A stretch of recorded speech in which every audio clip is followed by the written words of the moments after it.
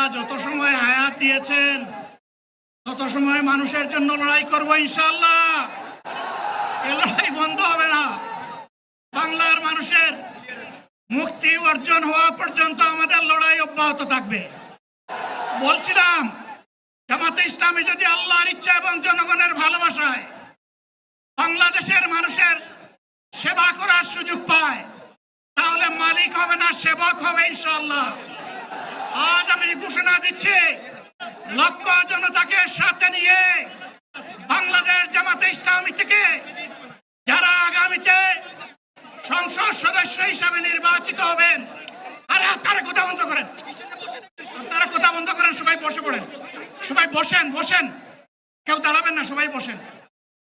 যদি আল্লাহর ইচ্ছায় জনগণের ভালোবাসায় বাংলাদেশ জামাতে ইসলামী থেকে সংসদ সদস্যরা নির্বাচিত